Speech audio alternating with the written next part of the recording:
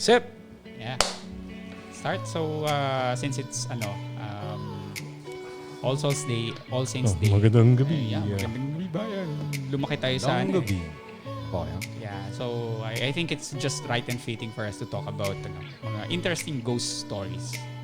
Alam mo, last week yata yung traditional na Magandang Gabi Bayan episode yata. Last week? Meron. Yeah. Last week yun, if I remember it correctly. Pero hindi ko napanood eh. Where did you watch Wala it? na. Is it mainstream or sa ano na lang? I think it's on YouTube. Hindi ko alam kung... So it's still Noli De Castro hosting or I am not sure then. Pero it would be nice if siya pa rin. Wala, classic eh. And apart from the story delivers, it's like if he's the one talking, di ba? You get the feels. Yeah, Iba talaga. Nostalgic for us kasi kinalikayan ko rin si Noli De Castro na nag-host ng Magandang Gabi Bayan. Especially yung mga around, nasa ano pa ako eh, mga grade 5-ish, 6-ish. Here we go again. Yeah, mga ganun eh. So, yung mga stories. When did it started? When did it start? It started around a decade, no? So 1980s? 80s yata. 80s. Siguro 80s. after EDSA. So late 80s siguro, most likely. So it ran for almost more than a decade, no? More than a decade. More than a decade. Yeah. Kasi even before the shutdown, I think, meron pa silang mga episodes. Meron pa rin. Well, the stories there are all it came from a true story. It's based from some of it true story some of talaga. it are actually made up. Oh, really? I I really think, thought Really? it's from a true story. I mean, come on. yeah, I really thought There are stories. I think that is my personal take. I never knew that. I really thought Siguro it's mga from- later parts, we're siguro. I mean, it's news. It's mainstream news. Pero the reason why they do it annually is there's an entertainment side of it. So I don't think so. Those stories are actually factual. Some of it are actually Yeah, I mean, creative side na ng mga writers. the thing about those stories is like it's like close to home. Mm. And Yeah. the people there are all Everybody can relate. locals and Yeah. everybody can relate. Yeah. And So- everybody has a certain version of it. Yes. Yeah. Like yung may tao sa bahay nyo. And then I mean, everybody. the actors there are all like they're not really mainstream actors. Mm-hmm. So Yeah. if there's a difference if you put like mainstream Oh, actors, it takes you out, nawawala yung yeah. authenticity. So yun yung medyo nakakatakot. So bakit to talagang ordinaryong tao to? Maybe it really is from a true story talaga, no? But the stories are all- Kasi reenactment lang makes naman. it makes it more reenactment. relatable to people who are watching it. Pero are we all in agreement na the stories nung 90s are way scarier than yung siguro mga 2000s na episodes or Not necessarily. I mean, when you say kasi I feel na yung kwento dati I don't know if dahil mas technologically advanced na tayo na we are so exposed to things or mas na-explain na natin yung mga stuff na dead, this is a natural phenomenon. Hindi, ito ganito lang to. Pero before, like yung kwento ng sa Balete, ngayon, if you talk about Balete, nobody would be scared of it. Ang liwanag ng Balete ngayon. I mean, before, talagang stuff of legends yan. Yung white lady sa Balete Drive. Pero ngayon, nobody talks about yung Balete or yung white lady. wala, dala na rin siguro wala na, ng diba? dala na rin siguro ng advent ng technology and siguro yung takbo ng buhay natin ngayon iba Maybe na. if you go to the barrios, I guess they still talk about it. Yeah. I would agree. Kasi rural here na areas. lang. So it's not Pero really again, that much. Pero ang common factor would be technology. Technology, Kasi yes. barrios the ba? advent of technology, yung advancement in yung infrastructure siguro. They put up street lights there already, so and of course science as we move further and talagang mas napapaliwanag na ng science ang lahat. Mga so phenomena na everything is And explainable nowadays. Of course there are left and right televisions na would disprove this mga myths Agree. dati. So talagang nawawala na yung scare factor. So, na among dati. all what do you call this, the scary characters, the myths there, which one there really scares you the most? I mean, the local ano lang. Ako classic, White Lady. White Lady. Yun yung pinakatakot ako eh. Every time Why? Do you have a parang personal experience of that kind? Not necessarily, but every time I go downstairs or I go out of my bedroom all alone, all by myself. Why are you out all by yourself in the middle of the night? Hindi, syempre, jingle ka, di ba? Syempre, mapapaisip ka pa rin. Parang, shit, ano kaya kung... Have you seen yung bagong meme ngayon ng White Lady? Wala. yung naka-white lang siya in undies? That's a different thing. Wala. Pag yun ang limita. pag yun ang nagpakita, iba. Yari siya. Well, I've seen videos na he's really catching, like he will put up a camera in front of him in the middle of a scary place, ganun. And then he will catch some ghosts. I don't know if it's true or not. So the moment a ghost appears at the back, he'll just hit the ghost something that he will scare the ghost instead of the ghost will scare him. So that's one thing that to showcase like, okay, I'll wait in the middle of the night. They say there's a white lady here, okay, and then here comes the white lady at the back. Meron kasi there's this factor sa white lady, no. Actually, they are not scary. I mean they look normal, pero parang the fact that... How would you know they look normal? They not normal. Like, Have you seen one? How television depict portrays them. them. I mean, their faces are really not distorted or hindi siya parang monstrous. Pero parang there's some spiritual aspect Why are to you it. scared if they look normal? Kaya nga there's this spiritual aspect because of our because we are very religious people, no. So naniniwala tayo sa patay and yung mga life after death, mga supernatural So naano mo yun na nandyan sa'yo yun hindi nawawala. So yun siguro yung factor na parang talagang kahit na hindi to matatakot, basta bigla na lang tong lilitaw, talagang matatakot ka. Tsaka So, siguro would be yung for the, I mean, since I was young, yung Manananggal, I think sobrang classic yata. Aside from White Lady, Manananggal yata. Manananggal. Wait, hindi pa. Ito yung usual debate ko sa mga kaibigan ko, no, growing up. Siguro hindi ako natatakot sa mga monsters. Kasi kaya ko silang upakan. Pero yung mga spiritual na entity, hindi ko kaya yun. Kaya natatakot talaga ako sa White Lady, Black Lady, or kung anong like spiritual which entity. monster kaya mong upakan? Manananggal. I can outrun them, diba? Pwede mo silang, you can outrun them, you can do something at least, diba? To at least... Like a werewolf. Or hit back, or ano ba? Theoretically. Spiritual, parang hindi. Or optimistically, you can. Diba? I mean, yun yung there's always this debate. True. Pag nung bata kami, yun yung pinag-uusapan. Sa bagay. Saan ka mas takot? Sa kapre o sa White Lady? Mas takot ako sa White Lady. Sa kapre, tatakbo lang ako, tapos ng laban, di ba? Kapag corporal, medyo... Yeah. Sa atin kasi, if I don't know if the audience would recall, yung the very first na Shake, Rattle, and Roll, hindi ko naabutan yun. yung may episode ng sa Manananggal, sobrang classic nun. And it was depicted in a way na talagang sobrang gloomy. And I can't forget yung line doon na sinasabi nung isang extra doon na uwi ka na kasi patay ang Diyos ngayon. Ay, naku.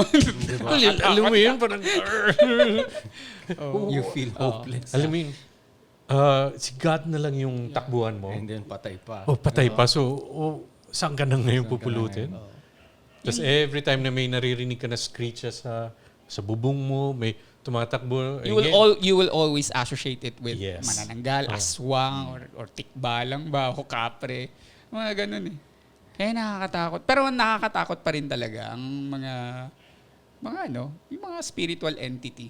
Yung mga na hindi mo Well, if nakikita. they're spiritual, how can they harm you? I mean, they can just scare you in a Pero way, in the but they cannot movies, touch di you. ba? Mm. They always depict it as parang napaka... 'Cause it's like out of your league, hindi siya corporal. You Yes. can, So parang it's really hard to defeat them.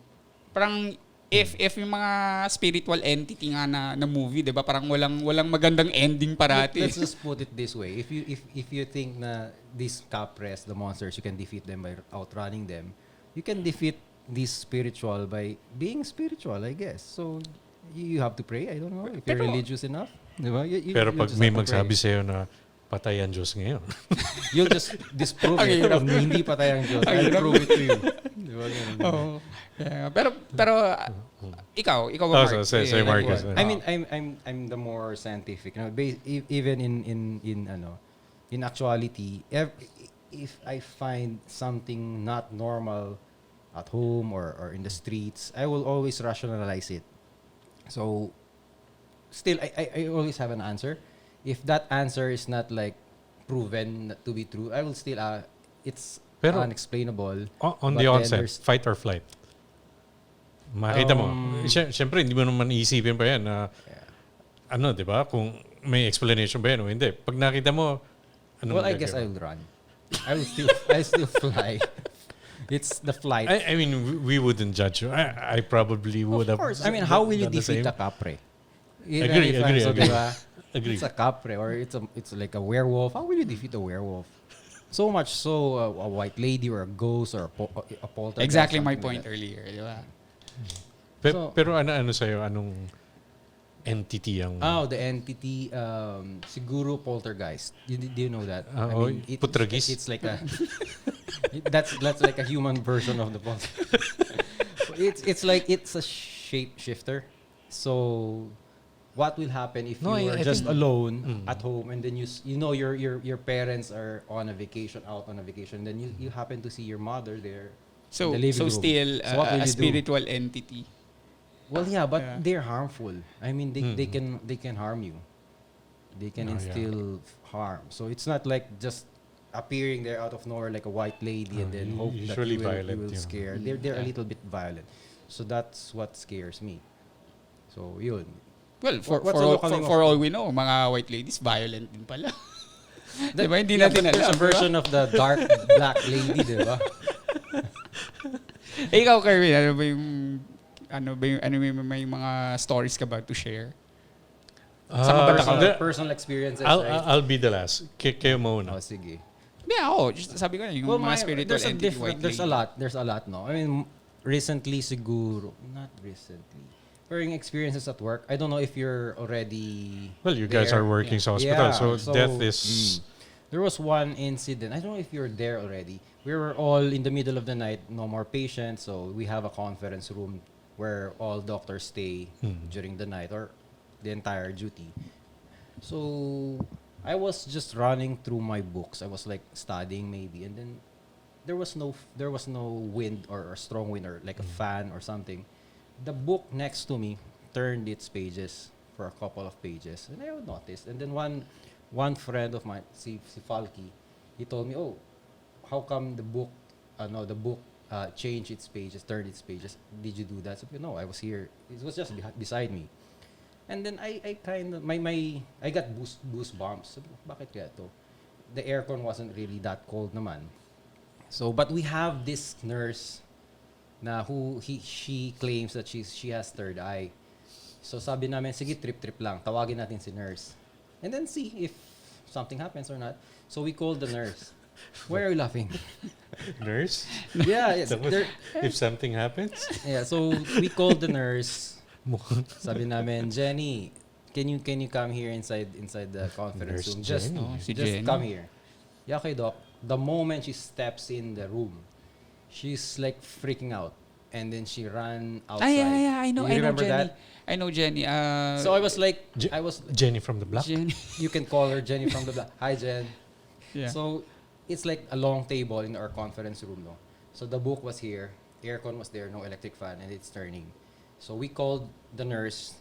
The door connecting the conference room and the nurse's station was just right there. So we called her, and then when she went in, the moment she went in, she freaked out. she's kind of like screamed and then she ran away. When she looked at me and then she freaked out. And we never told her that Yeah, kasi there's a ghost or si Jenny, our OR nurse, she's known for Yeah, having a third eye. So it's the exact person to call if you really want to prove that there's something in something. If you want to verify. Yeah, if you want to verify there's something inside that room. So in a way, she verified. Why Yeah. did she scream? And then we called her, and then siguro after the day after na lang, siguro we asked, what did you see? Eto, she saw a mom and a baby beside me. It was quite hindi yung figure is like Spooky. hindi parang watery na windy na wavy. So according to her and the rest of the people who have third eye, pag ganon, if you happen to see those kind of figures or images, it's harmless.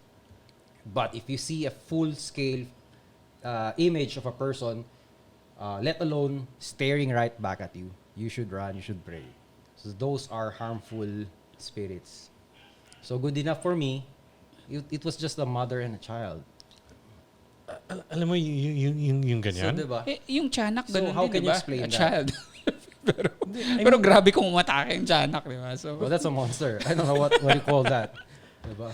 A lady na may kasamang bata, yeah. magpapakita Pretty sa'yo, scary. nakakatakot Yeah. yun. Isipin mo, Although hindi siya magkiklaim ng child nagpapakita. support?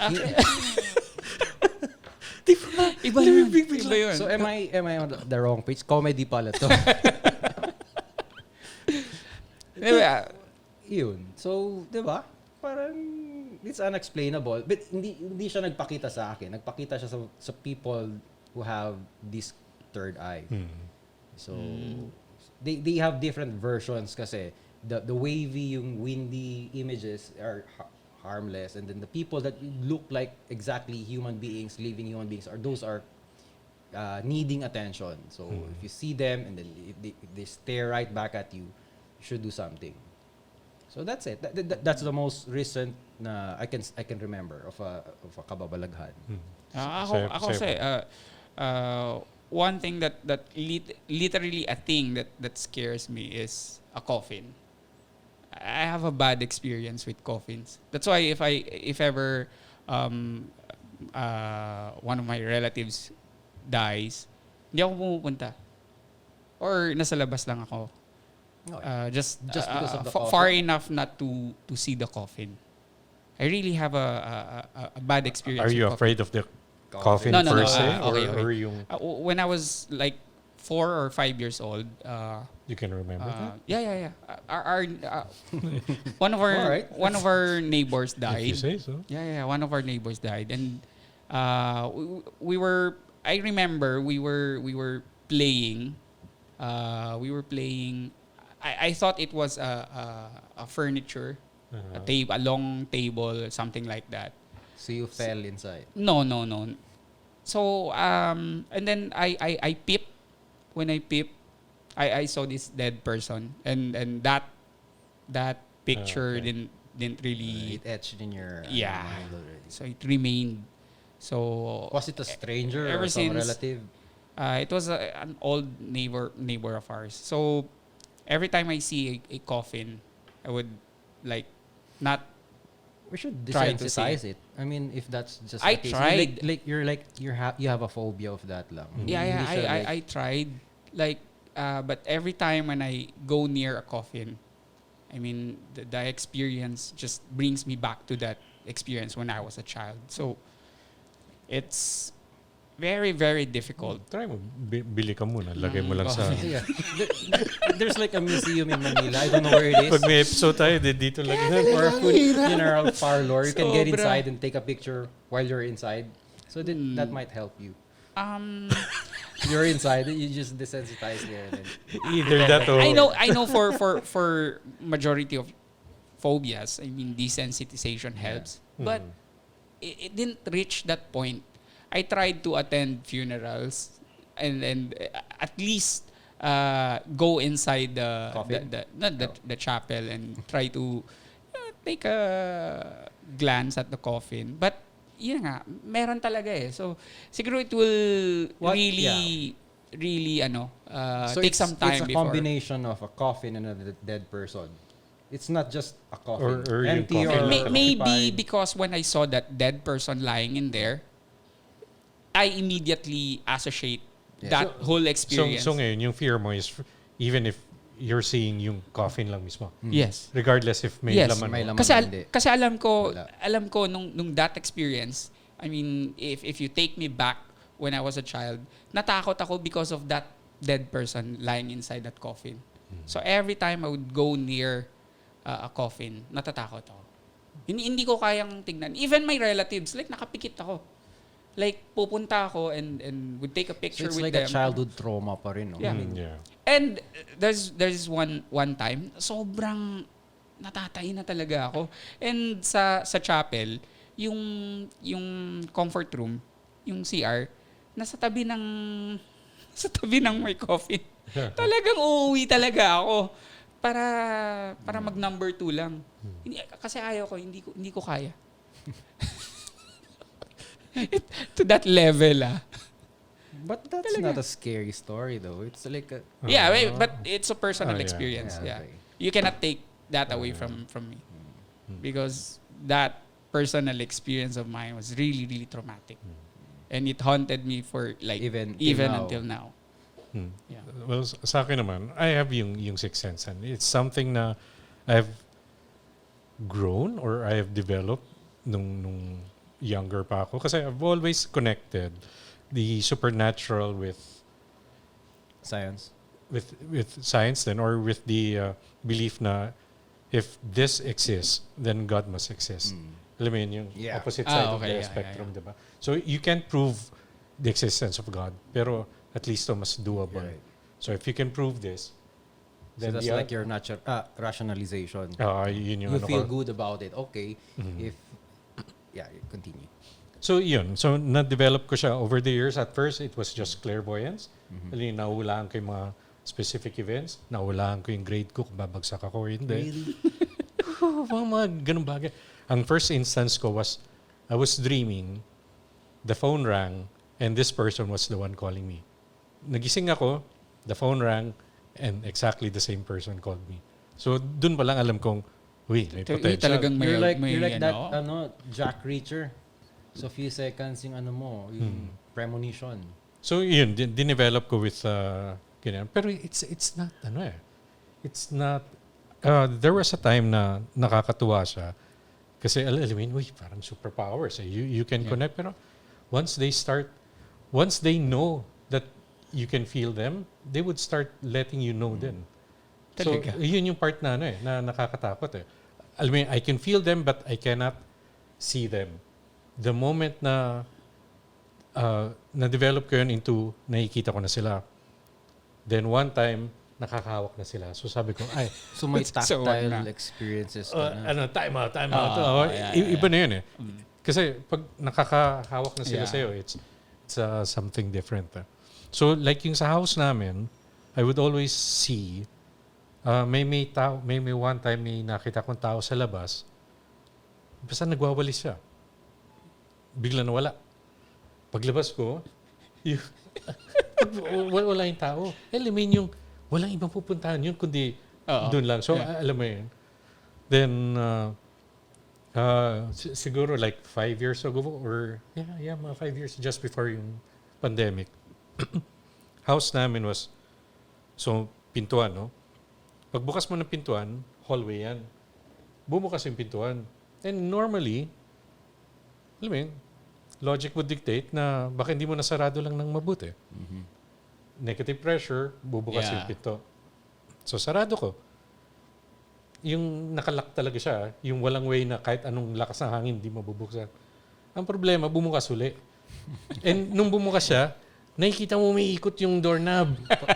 Para may resistance. Or, Hindi, nakikita mo yung doorknob umiikot. Tapos, sinabayan ko na, tapos binuksan ko. Tapos walang tao. Walang tao. Sabi ko, patay tayo dito. but you're so used to that na. I mean, Not really, pero I've gotten to a point na it's always good na may ganon kasi Yeah, like what you said. Diba?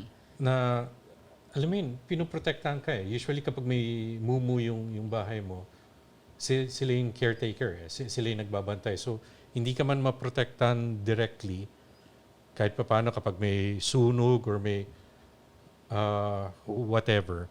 Usually sila yung gumigising sa'yo. Tapos, pero ito, alam mo yun, if I tell it to you, puro kwentong barbero pa rin eh. No. This one, well, I went sa wake ng mother ng barkada ko nung Yan yung sinasabi college. kong wake na yan. Oo. Kasi may coffin eh. Oo. Alam mo yun, usually, pag pumunta ka sa funeral shop, sa PAS, biggest na funeral parlor sa Manila. Alam mo yun, isang buong building, tapos Full of empty coffins Oh, stacked. Ay, hindi ko kaya Tapos yun. pa- Chong, gabi pa. Hindi ko kaya yun. Alam mo yun, dadaan ka talaga sa isang hallway Hallway. na nandyan Coffin yung, collections. Hindi ko kaya yun. for the love of God.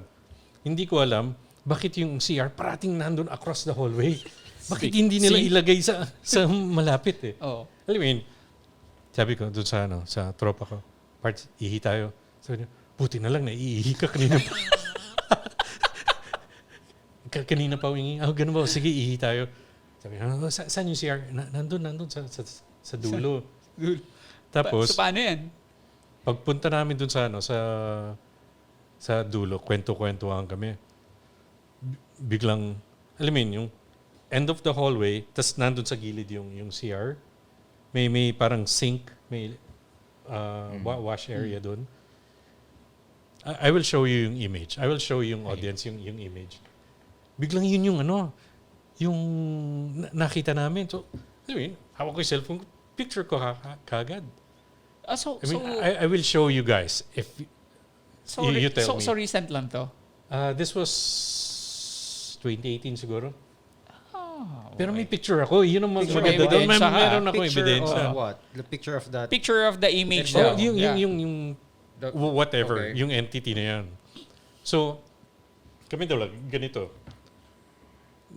Dumaan siya. Nag-nod lang na ganun. Tapos dumaan siya dito sa gitna namin. Wait, what? Nag-nod yung entity. Oo. Talaga? Oh, parang, I don't know kung Pero nod ba. picture lang. Well, usually- Wala kang video nun. Wala, you're asking too much. I mean, for the short time na You should have read the signage. Maybe there's signage that tells you the bathroom is for the dead and the living. Oh, mas lalo na. Pero I will show you guys later. Talaga? Ay, huwag mo na ipakita. Sa mga viewers na lang. So dumaan siya sa amin, sabi ng kaibigan ko, Parts, nakita mo naman yun. Di ba, ano yan? Totoo yan. Wait, Tao baka naman yan. the funeral parlor is just playing pranks at you. I mean, diba, both of you saw that. Oh, pareho kami. Oh, is he Yun na nga. you talented or Ito something? na yung ano. Hindi, wala siyang wala siyang third eye. So, sabi niya, Parts, nakita mo naman yun, di ba? So, tao yun, di ba? Dalawa naman tayo nakakita. Sabi ko, oo, dalawa tayo nakakita. Pero nakikita mo pa ba siya doon? Wala na. Ang haba-haba ng hallway, hindi nakikita mo pa ba? Hindi na. Baka may trapdoor dun. Parang horror house. Baka ano yun, feature yun ng isang funeral parlor to scare the heck out of you. Pero the science in you tells you na ano yun? No, the science in you, okay. Ano yun? Just a person. Diba, somehow kasi Ano, yung- You have no Hindi explanation. ko yung ano kasi dyan that's how I cope up eh. I try to Ako din. rationalize. Wala yun. Ano lang yun? Hangin lang. O ano That's lang. what I've been always doing. Oh, It works well for me. yung sabi nga namin tao lang yan. Tao lang. Pero doon sa hallway, wala na siya. Kasi kaya nga may secret door dun.